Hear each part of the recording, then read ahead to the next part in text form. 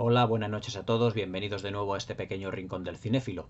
Vamos a empezar a comentar todas aquellas películas que me vais nombrando en todos los comentarios que os gustaría que hiciese la review, la crítica, y muchos de vosotros, tanto en el correo que me habéis enviado de vez en cuando, me la habéis nombrado muchas veces, la película que voy a comentar esta noche, y también varios de los suscriptores me la han mencionado. Es una película ya bastante antigua, es una película de aventuras inglesa, británica, y para hablaros de esta película tenemos que hablar de tres personajes realmente importantes dentro de lo que es el cine británico. Pero antes os voy a decir cuál va a ser la película que vamos a comentar esta noche y la importancia que tuvo dentro de las superproducciones británicas del cine inglés. La película que os voy a comentar va a ser Las cuatro plumas de los hermanos Korda, del año 1939. Y precisamente diréis, bueno, ¿y quiénes eran los hermanos Korda? Pues si vamos retrocediendo un poquito en el tiempo, los hermanos Korda fueron Alexander, Zoltan y también Vincent, todos ellos dedicados a un apartado completamente distinto dentro de las películas. Alexander Korda era el productor, Zoltan Korda era el director y Vincent Korda era el director artístico, el que se encargaba del diseño de producción. Los hermanos Korda eran unos cineastas de origen húngaro que se nacionalizaron británicos y que a principios del siglo XX se fueron pues prácticamente a vivir a Inglaterra y allí comenzaron su carrera dentro del cine, sobre todo Alexander Korda, que era el productor. Alexander Korda fue además el productor de multitud de películas del cine mudo que hoy en día realmente pues prácticamente se puede decir que han desaparecido debido pues a la presencia de la Primera Guerra Mundial, a la presencia de la Gran Guerra. Luego, además, el resto de hermanos Korda, como fueron Zoltan Korda y Vincent Korda, digamos que fueron un complemento a Alexander Korda, ya que Alexander Korda era auténticamente el cerebro de los hermanos como productor y también el que tenía una visión mucho más amplia del mundo del cine, ya que, ya os digo, había producido muchísimas películas. En 1939 se proponen realizar lo que es la película que os voy a comentar, que es Las cuatro plumas. Aquí la tengo, ya los he enseñado, en Blu-ray, y que supone una auténtica superproducción y un cambio radical de rumbo en lo que al cine inglés, a lo que al cine británico nos referimos. Dentro de los años 30, en Hollywood, sobre todo en el año 39, la Metro-Goldwyn-Mayer ya sabéis que iba a estrenar dos grandes producciones que iban a ser El Mago de Oz, de Victor Fleming, y también Lo que el viento se llevó, producida por David O. Selznick. Pero también los británicos en ese momento, el cine británico también quería estar a la vanguardia de toda la situación actual del cine, pasar página en lo que el cine mudo se había referido hasta entonces, y los hermanos Korda, sobre todo Alexander Korda, tomaron una serie de decisiones en las que sus producciones iban a tener una gran importancia dentro del mundo del cine y también especialmente dentro del cine británico. Alexander Korda fue de todos los hermanos, el que fue el fundador de una productora, una compañía llamada la London Films. Y con la London Films realizó una serie de producciones realmente espectaculares y maravillosas. Tengo aquí otros dos Blu-rays de otras dos películas producidas por Alexander Korda, que también, al igual que Las cuatro plumas, se han convertido en auténticos clásicos y que ya comentaré un poquito más adelante a lo largo de la vida del canal. Son, por ejemplo, El libro de la selva, protagonizada por Sabu, un actor hindú, de origen hindú, pero nacionalizado inglés, y que para mí supone realmente la mejor adaptación, mejor dicho, de esa película famosa de Walt Disney que vimos, que además ha tenido un remake hasta hace relativamente poco, pero se puede decir sin temor a equivocarse que el libro de la selva de los hermanos Korda, también producida por Alexander Korda y dirigida por Zoltan Korda, es realmente una maravillosa superproducción donde la fotografía, donde el cromatismo y el uso del Technicolor cobra una importancia tal que todos los planos, toda la fotografía que estamos viendo en esta película parece auténticamente un cuento de hadas. Filmada en 1942, 3 años después de Las cuatro plumas. Y luego también una película de aventuras muy famosa, que es, digamos, no un remake, sino una nueva versión de una película que hizo Raoul Walsh en 1926, que fue El ladrón de Bagdad, protagonizada por Douglas Fairbanks Senior, el padre, no el hijo, que fue El ladrón de Bagdad, producida también por Alexander Korda, pero en este caso ya Zoltan Korda ya no estaba en la dirección, sino que fue Michael Powell, el director de Las zapatillas rojas, película que aquí tenéis comentada en el canal, el que dirigió esta gran producción. Por lo tanto, no estamos hablando de que los hermanos Korda firmaran siempre directamente todos los tres, pues todas las películas que hacían, sino que también se fueron dividiendo en ese sentido. Para mí, la mejor de las tres películas que os he enseñado es, evidentemente, Las Cuatro Plumas, en donde los hermanos Korda soltaron aquí todo el potencial cinéfilo que llevaban, y Alexander Korda, como productor, digamos que tuvo toda una gran sabiduría cinéfila para expresar en imágenes una gran novela, que también se llama Las Cuatro Plumas, de A.E.W. Mason, aunque sinceramente la novela difiere un tanto de lo que es la adaptación cinematográfica. Esta película está protagonizada por por un elenco totalmente británico, algunos de ellos completamente desconocidos, pero uno de ellos, no es el protagonista, aunque casi prácticamente se puede decir que mucho de lo que es el argumento del film gira en torno a él, es Sir Ralph Richardson, un actor británico que hizo multitud de obras de teatro, que también le vimos en una película de Disney llamado Dragon Slayer, el dragón del lago de fuego, que ya comentaré dentro de la sección de la Walt Disney Home Video. Pero el auténtico protagonista de esta película es un actor británico llamado John Clements, que hace el papel de Harry Faversham, que es el protagonista esencial de esta película.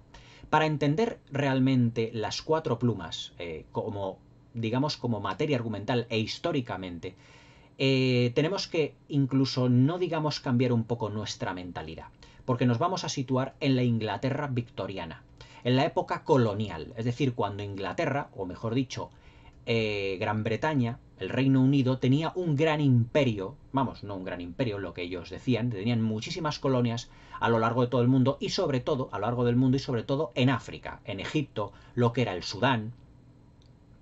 Y claro, pues todas esas colonias constantemente estaban en rebeldía, porque todo lo que eran los nativos de todos aquellos países en la época colonial se estaban rebelando continuamente frente a los invasores que eran los ingleses. Esta película hoy en día pues sería, junto con la visión que tiene este film, sería muy políticamente incorrecta. Sería muy políticamente incorrecta debido a que aquí pues lo que son los indígenas de todas estas colonias pues están retratados de una manera pues prácticamente muy cuadriculada. Y esta película lo que resalta son los valores del orgullo y la flema británica a lo que es el orgullo de ser un militar, el orgullo de morir en combate, es decir, todo eso, todos esos valores que hoy en día pues prácticamente han desaparecido. Hoy en día que a nuestros hijos o a nuestros familiares los llamen a formar filas, a llamarlos a un combate, a llamarlos a la guerra, pues prácticamente supone una gran tragedia. Pero en la época colonial, en la época victoriana, era todo lo contrario. Es decir, las familias más adineradas, pues como en esta película, inscribían a sus hijos prácticamente desde que nacían en academias militares para seguir una tradición familiar porque seguramente los padres, los abuelos, habían sido también militares y habían protagonizado o no conflictos bélicos. Entonces, a sus hijos directamente los matriculaban en academias militares para que también siguiesen esa tradición. Y volvemos muchas veces a uno de los aspectos que yo os he comentado, ese costumbrismo y ese tradicionalismo británico que muchas veces es admirable, pero que en otras veces no lo es tanto. Es decir, si nosotros vemos esta versión de Las Cuatro Plumas o cualquiera de las otras, hay dos oficiales más, una filmada en 1955 llamada Tempestad sobre el Nilo, dirigida por Terence Young, si mal no recuerdo, el director de 007 contra el Doctor No, que también fue codirigida por Zoltan Korda, y también una más moderna, filmada por Shekhar Kapur, si mal no recuerdo, un director inglés, pero también de ascendencia india, que fue el director de las películas de Elizabeth, aquellas películas de Isabel I, la reina virgen, protagonizada por Cate Blanchett, y que fue filmada en el año 2002, y protagonizada por Heath Ledger, el gran Joker del Caballero Oscuro, por Kate Hudson y por Wes Bentley, en el que ya, digamos que es más políticamente correcta, dándole más dimensión a los personajes que estaban en las colonias. Pero evidentemente al estar filmada en 1939, lo que permitía o lo que querían los hermanos Korda, nacionalizados, ya os digo, británicos, lo que querían exaltar era ese empoderamiento, ese orgullo y la flema británica, sin duda, que les llevaron a tener pues todo ese colonialismo que muchas veces ha sido, pues evidentemente, criticado y que hoy en día no es muy políticamente correcto. La película comienza dándonos una especie como de cena en una gran mansión victoriana donde hay un grupo ya de personas ya entradas en años, de personas mayores, y que es el cumpleaños de el niño o el hijo que tiene 15 años del dueño de la mansión y que espera que su hijo siga la tradición y que un día le pueda matricular en una academia militar. Pero el padre del niño pues no le ve realmente como un militar en potencia, ya que al niño le gusta bastante leer poesía. Y quedaos con el dato de leer poesía porque va a ser uno de los elementos clave de la película a lo largo de todo lo que es el argumento. Argumentalmente hablando estamos situados, ya os digo, en 1885, 1895, y la película tiene pues un pequeño salto temporal en el que el padre del niño fallece y el hijo se ve con 10 años más, con 25 años, pero ya apuntado en la academia militar. Y además es que en las colonias de Egipto, de Sudán, precisamente, ha ocurrido un hecho traumático. Y es que 10 años antes, cuando el niño tenía 15 años, las colonias de Egipto, de Sudán, fueron tomadas por los indígenas, lo que era la capital de toda esa zona, que era Khartoum. Entonces, evidentemente, 10 años después, envían un contingente, o sea, Inglaterra, el Reino Unido, envía un contingente a esas colonias para que puedan rechazar por completo pues todo lo que es la toma de Khartoum, mejor dicho, rechazar a los indígenas y volver a recuperar Khartoum. Pero nuestro protagonista realmente no está muy decidido, aunque está en una academia militar, no está muy decidido a seguir pues todo lo que son los mandatos imperialistas y los mandatos de la academia militar. Y lo que decide es renunciar. Pero claro, si volvemos a esa mentalidad victoriana, renunciar a una academia militar precisamente bajo la presencia de un conflicto bélico era una gran señal de cobardía. Y esa señal de cobardía estaba muy castigada por la sociedad victoriana. Es decir, que un militar que ha hecho una carrera, que ha hecho unos años, que es un soldado de infantería o de cualquier otra, por así decirlo, de cualquier otro campo dentro del ejército, quiera abandonar el ejército, quiera dejarlo, se interpretaba como una señal de cobardía y socialmente esa persona ya era rechazada. Nuestro protagonista, John Clements, tiene una novia ya con 25 años, interpretada por June Duprez, que también apareció en la película El ladrón de Bagdad, también es decir, Alexander Korda la tuvo en cuenta un año después para la versión del ladrón de Bagdad, y que este hombre, al no querer ir a la guerra precisamente al Sudán, lo que decide la novia es decírselo ampliamente de que no me gusta tu actitud. Es decir, es como si en aquella época todo estuviese, digamos, los sentimientos, las emociones, todo estuviese subordinado por completo, digamos, a ese sentimiento y orgullo británico por las colonias, por la grandiosidad del imperio. Por ejemplo, hay una, si me permitís el inciso, hay una secuencia en Gladiator, la película de Ridley Scott, en el que, con gran razón, Joaquín Phoenix y la actriz, esta Connie Nielsen, tienen una conversación y le dice Connie Nielsen, la hermana Joaquín Phoenix, que es cómodo, el nuevo emperador, le dice, es que es muy importante lo que es la grandeza de Roma. Y le dice Joaquín Phoenix, ¿pero qué es la grandeza de Roma? Dice, es que es una idea. Dice, pero es que la grandeza de Roma como tal no existe, porque los romanos, el millón de romanos que vivía en el imperio allí, mejor dicho, en Roma, en la capital del imperio romano, no sabían realmente ni cuántos soldados morían, ni todo lo que estaba extendido el imperio, solo tenían una idea de que efectivamente había un gran imperio que lo dominaba todo, era Roma, pero era una idea. Pues prácticamente es lo mismo aquí en Las Cuatro Plumas, es decir, la idea de un gran imperio colonial, de las colonias, de la grandeza, de que lo británico lo domine, lo invada y lo controle todo, era algo muy importante que estaba pues prácticamente en la cima de sentimientos, en la cima de emociones, y claro, pues que una persona fuera tachada de cobarde en la Inglaterra colonial era un signo de cobardía y que socialmente era completamente ya motivo de rechazo. Y es como nuestro protagonista John Clemens, es decir, Harry Faversham, se encuentra un poquito ya avanzada la película, en la que digamos, sus compañeros que se han ido al frente le envían, digamos, o le dejan 3 plumas. Y su novia, prácticamente que también lo terminan dejando de motu propio, porque hay una secuencia en la que le dice: tienes que ser sincera conmigo. Si tú consideras que yo soy un cobarde, esta relación no va a funcionar, porque ya me estás poniendo como una especie como de etiqueta. Y entonces ella le da la espalda por completo, como diciendo: ya te rechazo, porque también la sociedad te rechaza. Es más, ella dice: es que nosotros hemos nacido en el seno de una familia, de una sociedad, y tenemos que acoplarnos a esos esquemas de la sociedad. Es decir, fijaos cómo estaba desquematizada la sociedad imperialista en aquellos años, en la época victoriana, que cualquier señal de rechazo al ejército, de rechazo de una costumbre, ya estaba muy mal visto. Es decir, eran unos ideales excesivamente herméticos. Hoy en día, afortunadamente, no ocurre eso.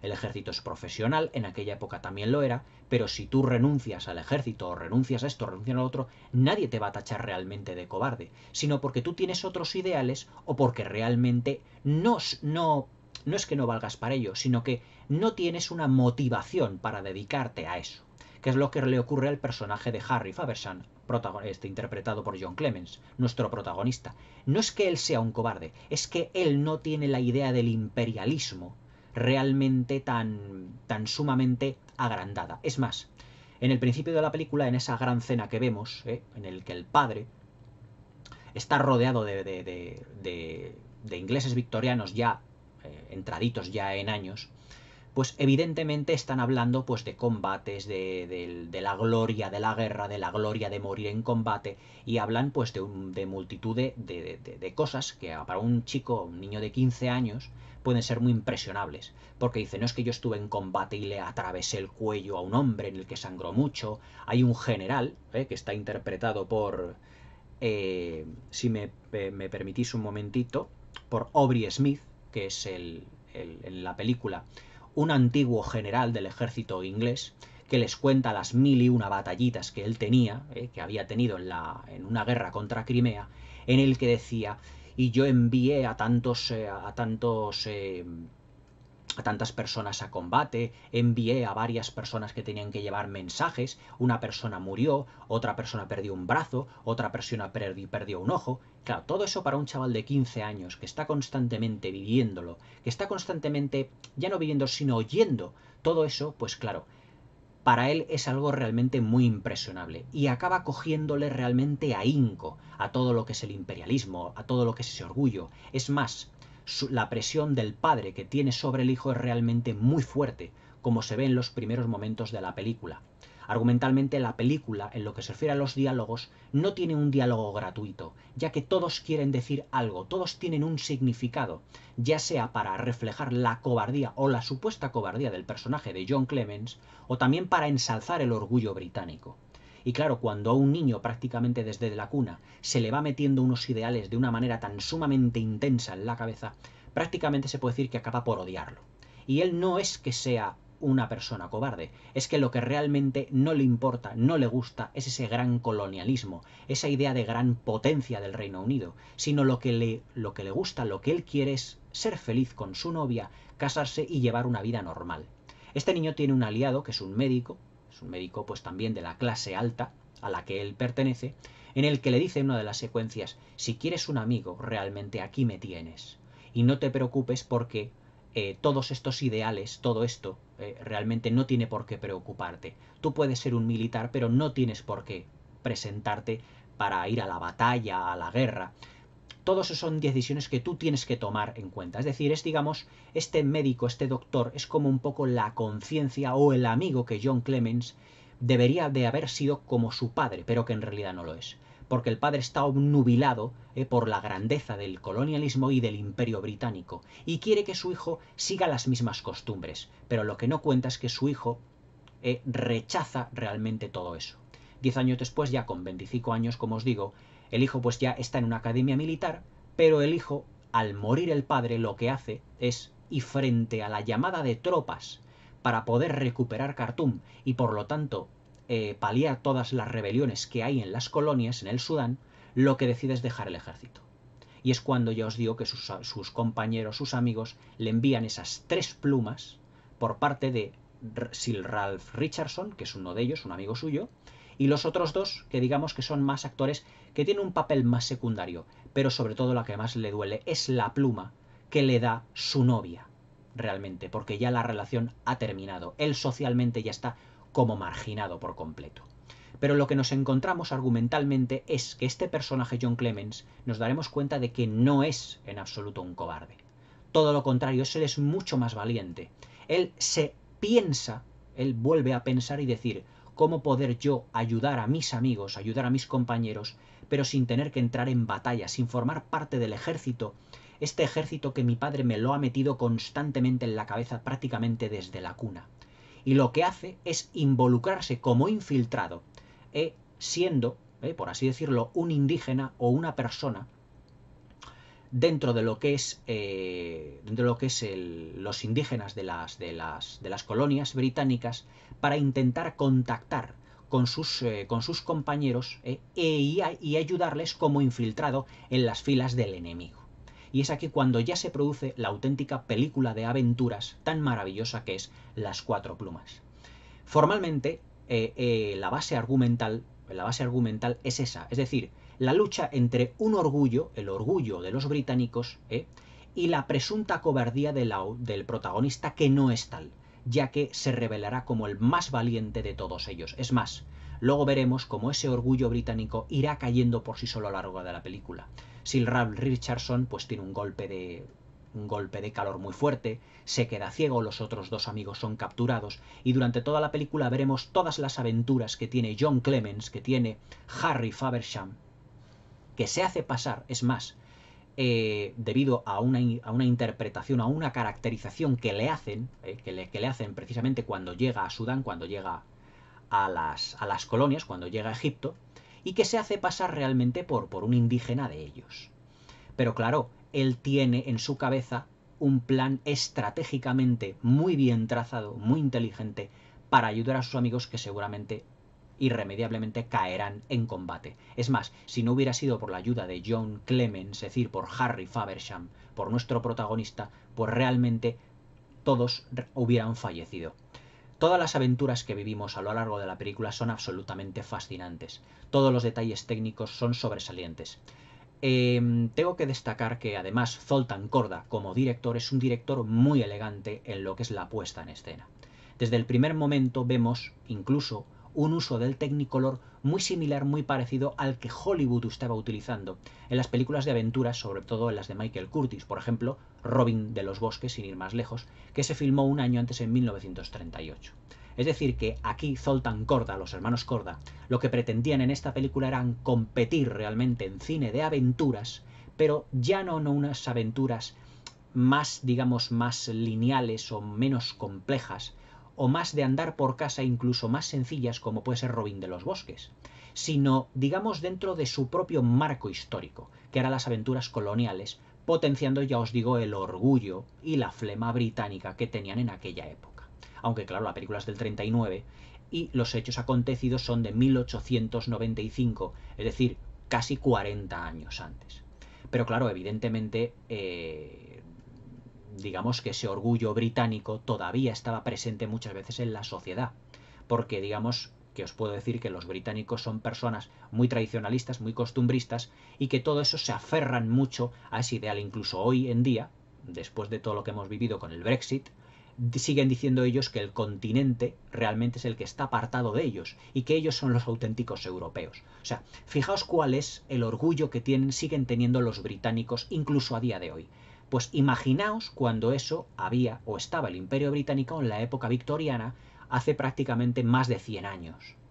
Es decir, todo lo que es ese imperialismo está muy bien reflejado en los personajes que forman parte de los amigos del padre de John Clemens, en todas esas cenas que van teniendo, uno de ellos que es el general que les va contando batallitas, y todos ellos que lo van escuchando con el gran orgullo y van agloriándose de las victorias sobre otros países, esclavizando prácticamente a muchas de las tribus que ellos tenían para ayudar, por ejemplo, a los barcos. Como vemos, por ejemplo, hay una secuencia en el que utilizan a multitud de esclavos de las colonias para ayudar, por ejemplo, a que los barcos pudieran subir río arriba, a contracorriente. Es decir, todo eso era motivo de gloria dentro de lo que era el Imperio Británico. Y eso está muy exacerbado en Las Cuatro Plumas, en la versión de 1939. Técnicamente estamos hablando de una película en la que ya no solo la dirección no tiene prácticamente nada que envidiar a las grandes superproducciones que se hacían entonces en Hollywood, ya que, por ejemplo, el uso del Technicolor es ese Technicolor que vimos en las películas de Michael Curtis, en Robin de los Bosques, como os ya he dicho, un Technicolor muy similar al que vimos en Lo que el viento se llevó. Es decir, es un tratamiento del color muy exquisito. La puesta en escena, la dirección artística de Vincent Corda, de los tres hermanos, es realmente espectacular. Todo lo que es la fotografía, el vestuario, todo lo que son los movimientos de cámara, todo lo que son los decorados, están hechos con un realismo realmente maravilloso.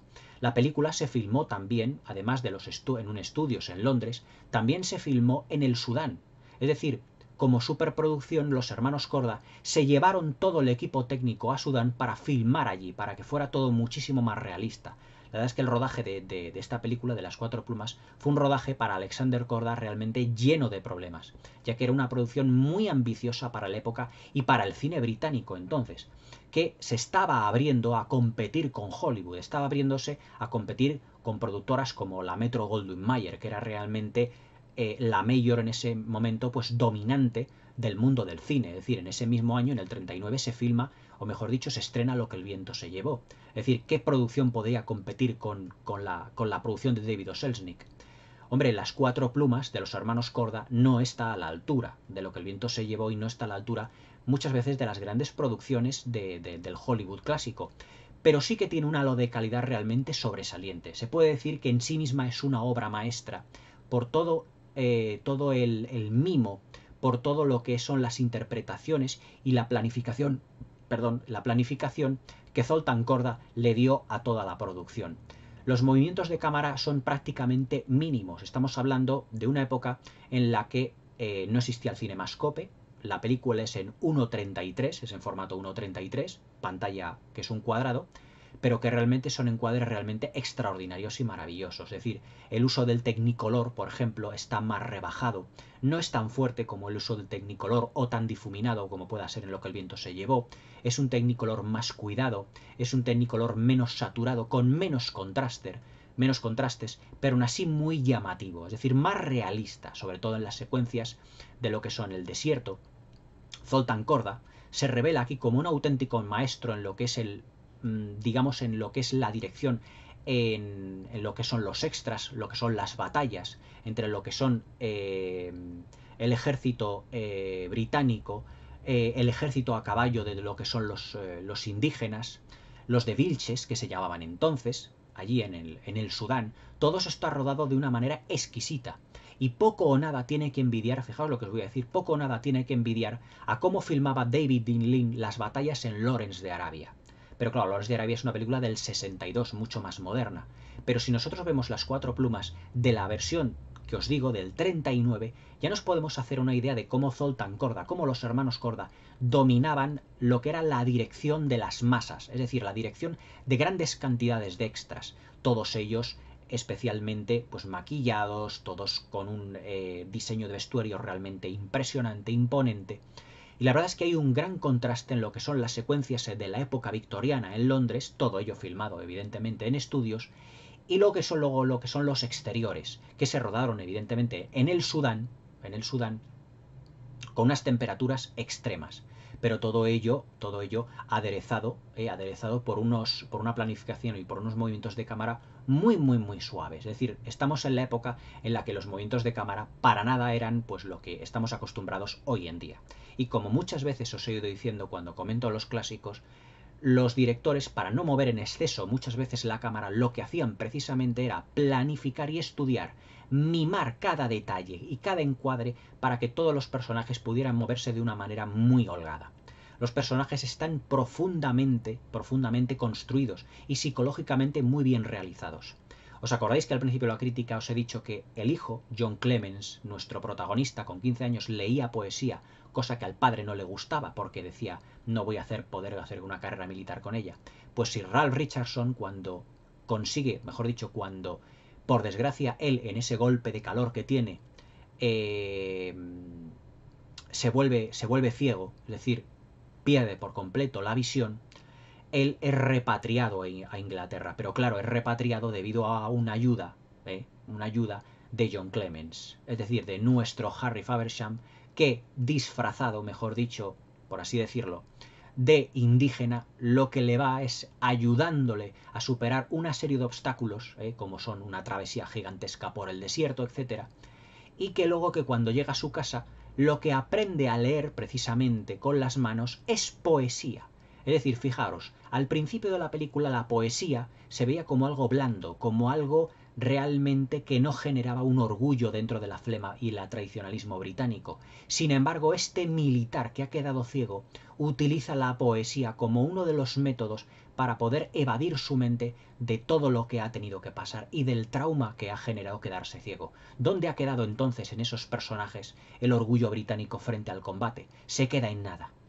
Por eso muchas veces en estas clases de películas en las que se ensalza ese empoderamiento, ese colonialismo, realmente cuando llegaban las tropas al Sudán, a Egipto, a las zonas coloniales, a África, etcétera, lo que vivían era un auténtico infierno, porque la guerra en realidad es un infierno. Vivían, pues unos de ellos morían de hambre, otros morían de sed en el desierto, otros se podían quedar ciegos, otros morían por golpe de calor, otros morían por enfermedades. No hay nada de orgullo en todo eso. Sin embargo, los viejos, las personas ya más ancianas del lugar, los generales que realmente no habían vivido una batalla o una guerra, todo eso les llenaba de orgullo, porque en realidad ellos no habían fallecido. Es decir, eran suficientemente egoístas para decir el orgullo que venga de la muerte de otras personas, pero no de los míos realmente. Ese es uno de los puntos que se puede sacar como lectura al ver este tipo de películas en el que un empoderamiento colonial es realmente el gran protagonista de la película. Por eso os digo que un film como este, con esta factura, hoy en día ya sería imposible hacer, porque políticamente es muy incorrecto. Pero esto no quiere decir, ni muchísimo menos, que la película sea despreciable, porque también hay que entender el contexto de la época en la que no solo estuvo filmada, sino la época en la que se desarrollaba. Es decir, estamos en 1895, en plena época victoriana, por lo tanto la mentalidad de la gente era otra, completamente distinta. Estamos en un siglo XIX, no estamos en el siglo XX, ya estamos en el siglo XXI. Es decir, la época victoriana pasó hace 130, 140, 150 años. Las mentalidades han cambiado muchísimo. Por eso, al ver películas como Las Cuatro Plumas, tenemos que ir acoplando nuestra mentalidad, evidentemente, a la manera de pensar que tenían por aquel entonces. Harry Faversham en realidad no era un cobarde, lo que odiaba era el colonialismo de una manera muy profunda. Pero para que la sociedad no le rechace, y por amor a su novia, por amor, digamos, a sus amigos, porque él cree en el fondo que les ha traicionado, aunque él no sea un cobarde, decide infiltrarse en las filas enemigas para poder ayudarles de otra manera. No siendo un soldado, pero poder ayudarles de otra manera. Hay una secuencia en la que él, para poder pasar por una de las tribus que estaban allí en el Sudán, tenía que marcarse la frente con un hierro al rojo. Y el personaje que le realiza la marca de la frente le dice: es usted un auténtico valiente. Es decir, todo lo contrario de lo que le decían en su país. Fijaros cómo varían las mentalidades de un país a otro.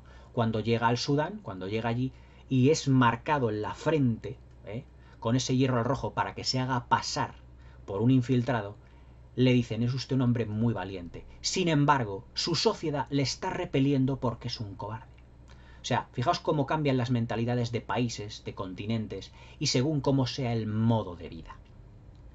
Otro de los puntos fuertes que tiene, además de esta gran bipolaridad que tiene la película, lo que refiere a orgullo frente a cobardía, a esa especie como de valentía disfrazada de orgullo y de flema británica, es uno de los aspectos técnicos, que es la banda sonora.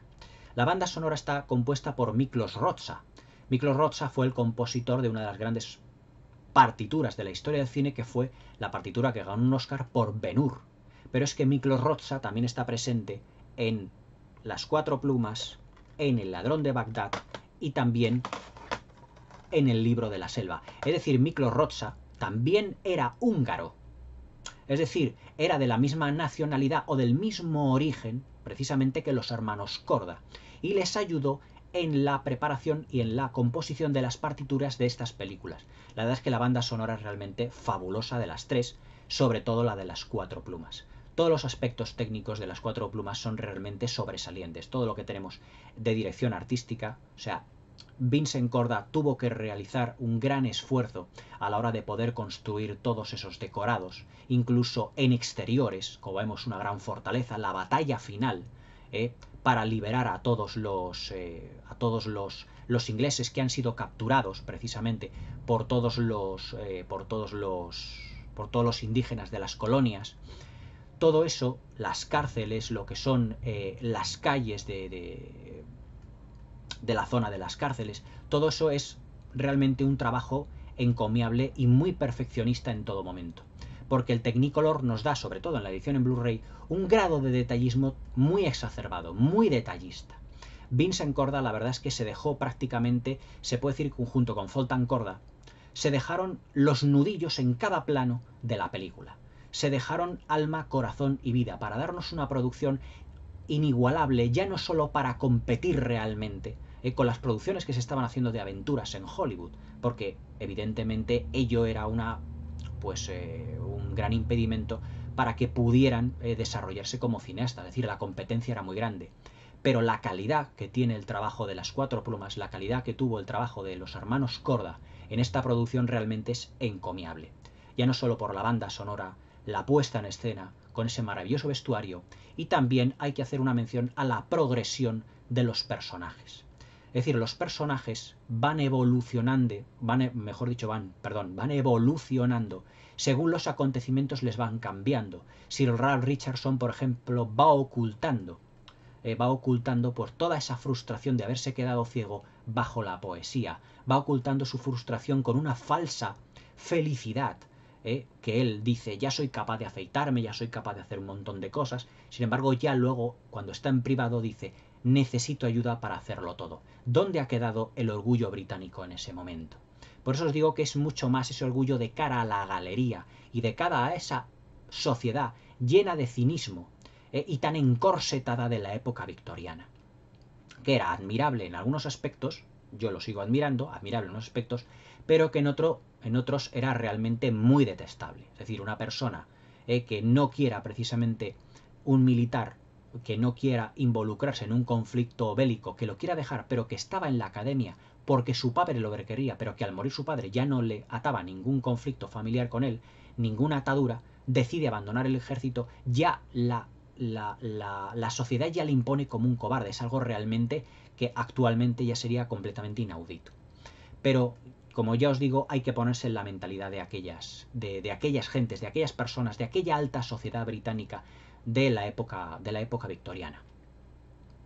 Otro de los elementos, además dentro de la progresión de los personajes, está en cómo, poco a poco, se van enterando de que John Clements, es decir, nuestro héroe Harry Faversham, son en Inglaterra sus familiares y su amigo el médico, cómo se van enterando de que sigue vivo.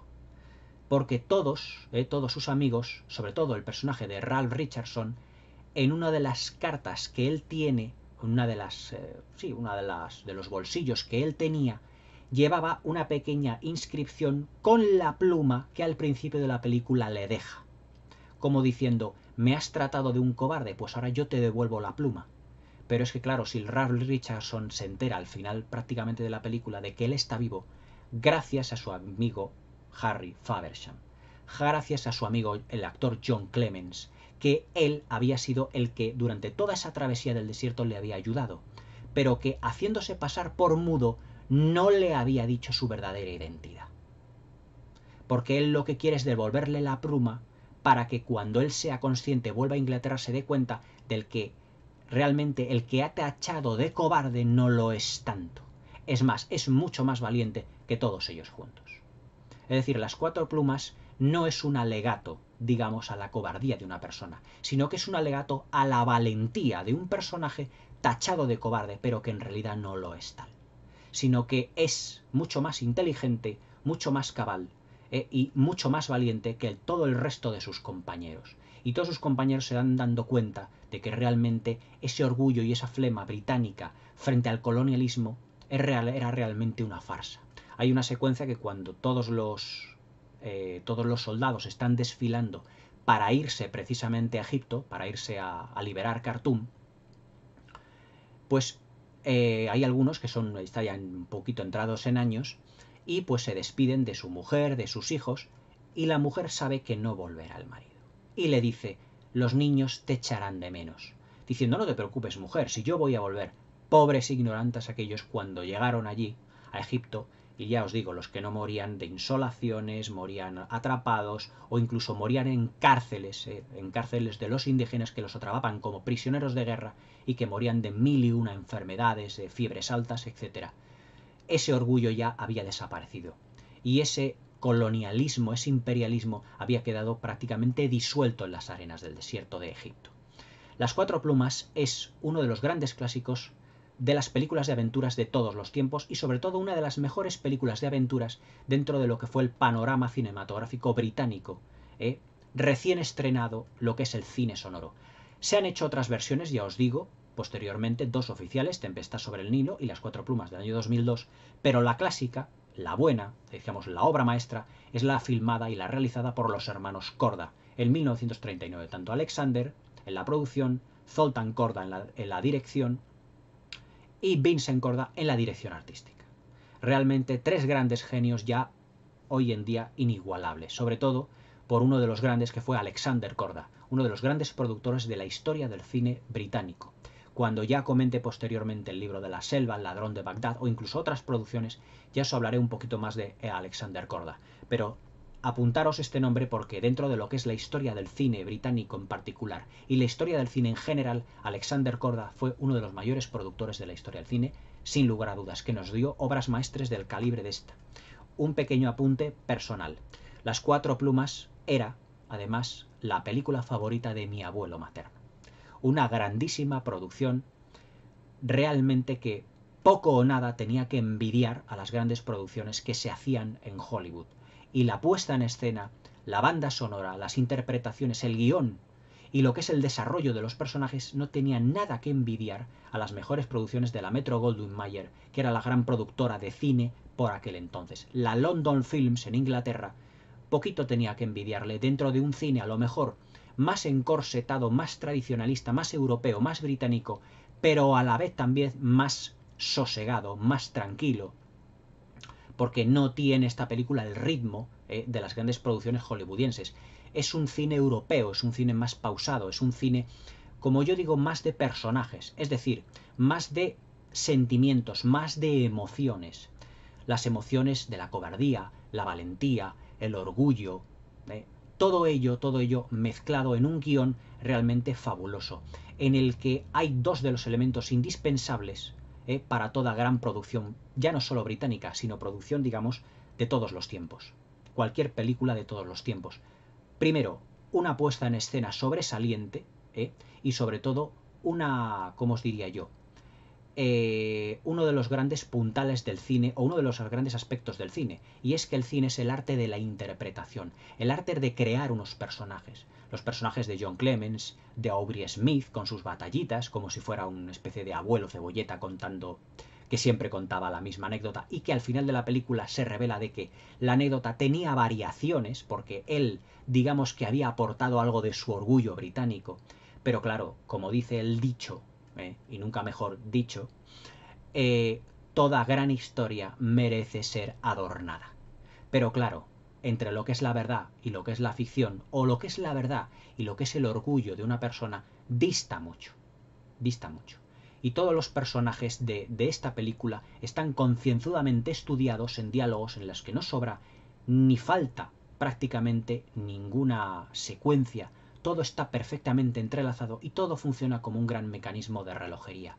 Con lo que se refiere a un montaje muy ágil y en la que las 2 horas de producción se pasan volando, en la que vemos aventuras, amor, lealtad, amistad y una gran serie de valores que las grandes producciones y las grandes películas de aventuras de aquel entonces tenían y que hoy en día muchas ya no tienen. Pero eso sí, siendo una película muy políticamente incorrecta, ya os digo.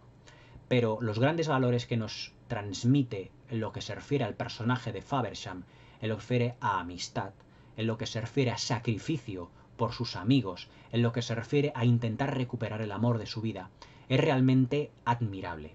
Y John Clements, Harry Faversham, pasa desde el principio de la película a ser un cobarde a ser el gran héroe de toda la función, con un gran, evidentemente, final feliz, aunque no tan feliz para unos cuantos, porque Sir Ralph Richardson ha quedado ciego, quedando ese orgullo británico dado de lado por completo.